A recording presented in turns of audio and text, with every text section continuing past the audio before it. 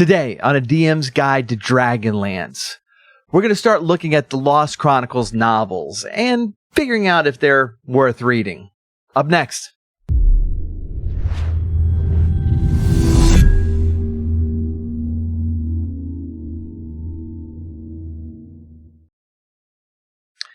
Hey everybody, so this is going to be a little bit new on the channel. This is the Techno Funk Boy. I really appreciate you hanging out with me today. So if you're new to the channel, we've been walking through like the original Dragonlance modules and just kind of giving some tips and a little bit of walkthrough for dungeon masters that are running the game, and just some ideas on how to go about them. But this is normally when I would start talking about, hey, if you're a player, you need to leave. Which is actually still kind of true, because we're going to be looking just a little bit at one of the novels, Dragons of the Dwarven Depths. Now, this is part of the Lost Chronicles series. And the reason I say that we might still need to do a little bit of a spoiler warning is that if you are a player in the game, this is actually the novelization of a couple of the modules. And so, you know, I'm not, this is going to be generally a spoiler-free review. And so I don't think you'd really have a problem, but if you are just nervous about that and don't want to be spoiled at all, then that's perfectly fine. That being said, I have just recently read this, started the Lost Chronicles. These came out in 2006, and like I've been sitting here trying to remember why I didn't get them at the time. And I cannot, for the life of me, I can't remember why I would have missed them the first time around. I knew they were coming out. I knew that. I was getting everything else Weiss Hickman in that time period. And so this I remember being interested in it, but it slipped by me somehow, and I really didn't think about them again until I started running the modules and actually really getting into the mist material. We're going to get into that. These did come out in 2006. Now, this is 20 years after the original Chronicles came out, the novels that really sparked the Dragonlance world, at least as it comes to, you know, to the literary world, I should say. And that's going to be the first point. It's like these books are supplements to those books. If you have not read Chronicles, that's where you should be starting. This should either be read in tandem or afterwards. But if you are familiar with the modules, and if you are familiar with the novels, then you know that there's a lot of stuff missing. There's actually quite a bit missing. Of the first 4 modules, 2 modules are skipped completely. And even as a reader, if you're not familiar with the modules, you're going to notice that when you go into the second book of the trilogy, Dragon's Winter Night, we start off that they have just gotten the Hammer across, and there's all these people, and they're like, you know, it's like, wow, no one's thanking us. We got it for them. And we're like, did we miss something in Dragons of Autumn Twilight? Because that was not part of that book. These are parts of the modules that just, for the sake of time, really could. I mean, you could not novelize just everything that happens in this adventure. It would just be too long. And so the original Chronicles does a great job of kind of picking moments, picking situations to focus on, and picking situations that we're going to pass over a little bit, with the understanding that this war is really long and there's a lot of stuff going on, and not all of it is something that we necessarily have to know to understand the plot. And fast forward 20 years. And Weiss Hickman decides, you know what, we really need to know that stuff. And so they came back to their original characters, to the original time period. This is after they've been writing War of Souls, which is much, much later. And I know a lot of people were missing the War of the Lance era. And so they're coming back to it to fill in the gaps. And that's what this trilogy does. Now, I have, at this point, I've read the first two, and I still need to finish the third book of the trilogy. I'm going to give you kind of my overalls up front. I think they're worth reading. I've had fun with both books, but we're going to get into that a little bit here. First of all, what does this cover? This covers the Dwarven section of the adventure. So after it takes place very, very neatly between Dragons of Autumn Twilight and Dragons of Winter Night. It is directly in between. At the end of Dragons of Winter Night, they have left Pax Tharkus. They're heading south to the Dwarven nation of Thorbarden. And then at the beginning of Dragons of Winter Night, that is when they have helped the dwarves out a lot, and they're going to leave very soon. So all that stuff in between. The reason I really wanted to read these books is because that stuff in between I really liked in the modules.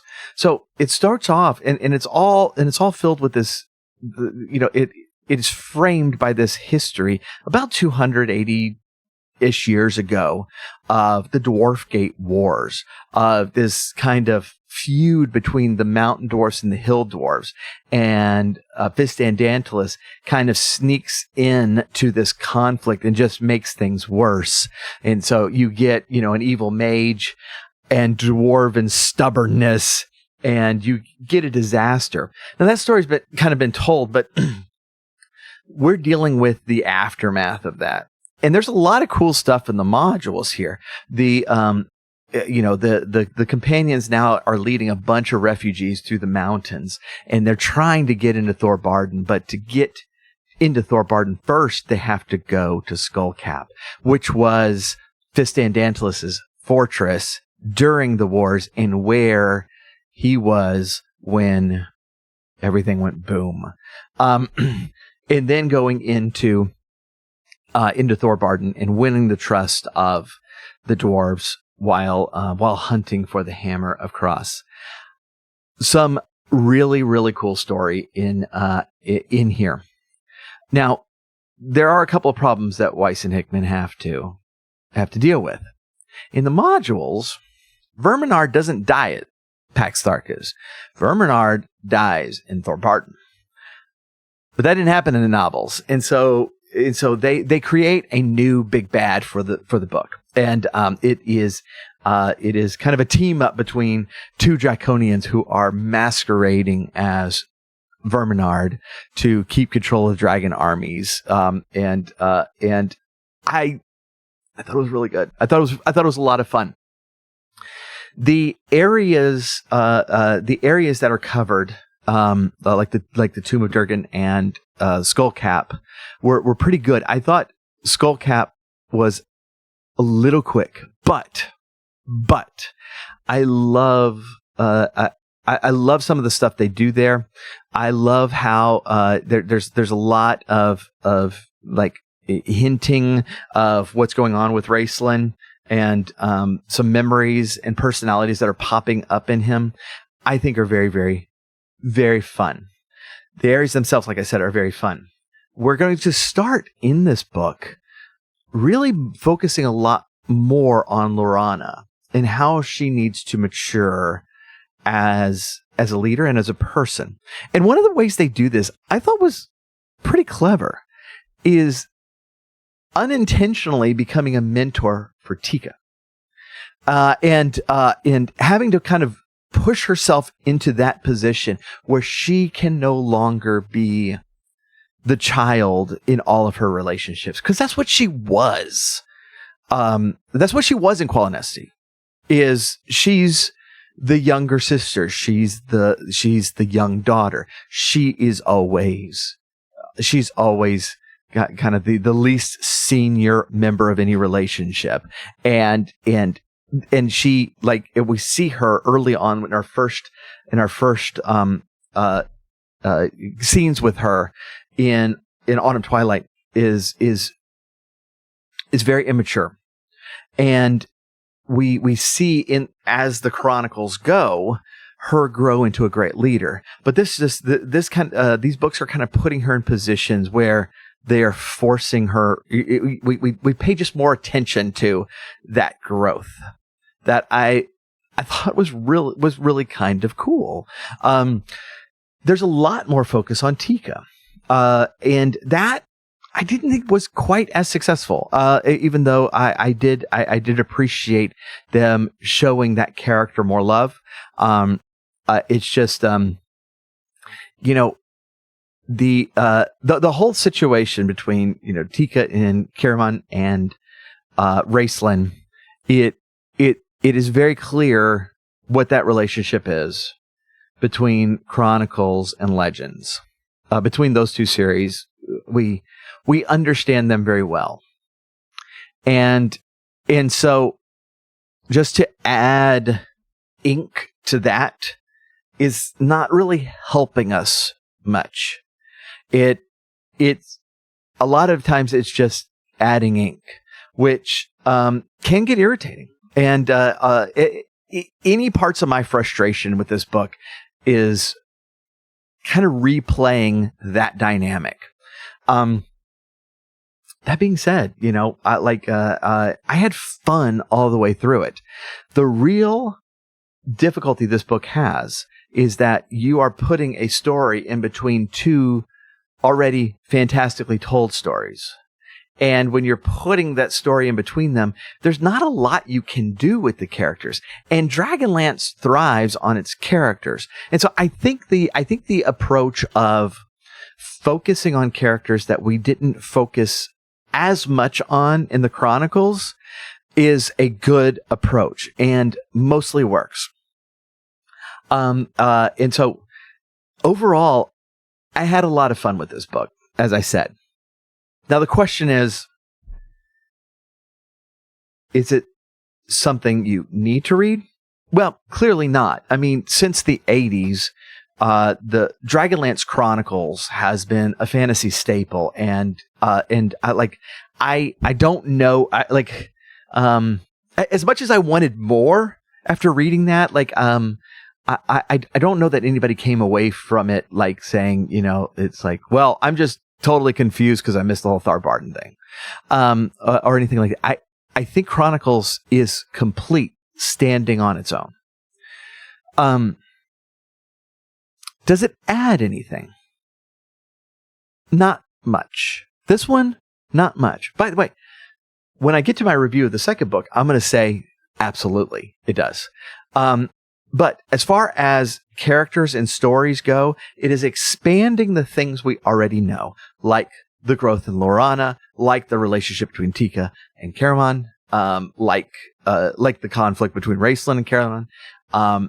It is kind of expanding on those things while not pushing out in any new directions, because you can't, because I mean, Dragons of Winter Night is coming like a day after this book ends, right? Because so you can't, there's not room in that gap to have a lot of character development and such. And so, needed? No. Adding anything to kind of just our experience? Yeah, some, not much. Fun? Absolutely. And so this is going to be a recommend for me for anybody who just really likes Dragonlance. Like, I mean, look, if you didn't like Chronicles, then, well, first of all, you're probably not watching my channel.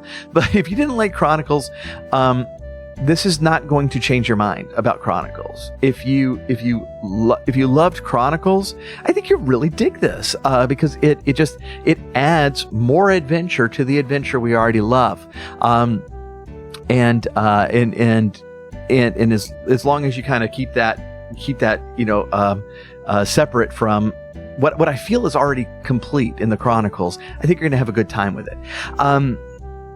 If you want to read if you want to kind of insert Lost Chronicles into your reading of the Chronicles, this is going to come right after Spring Dawning and before Winter Night. This is going to be the easiest one to just insert because it starts immediately after Spring Dawning and ends immediately before Winter Night. The other books are not going to be as simple to just stick in where you want them, but this one will be. That's how I'm rereading it, by the way. I am rereading Chronicles and kind of putting these books into my reading, and so I'm having fun with that. I wouldn't suggest it for your first reading of Chronicles because then it becomes kind of a character development speed bump for you, where you're not going to have a ton of character development in this book, and so like you're going to get to the end and it's like, well, that was a whole novel of those decent character development in the first book and really good character development in Winter Night. And this just kind of delays the stuff that we know is coming. And so if it's your first reading of Chronicles, now I would put Lost Chronicles at the end. But if this is a reread, this might be a fun way to do it. Anyway, so I have finished the book 2. And book 2 is downright excellent. It's great. It's a really great book. And so I'm looking forward to doing a review of that. If you have not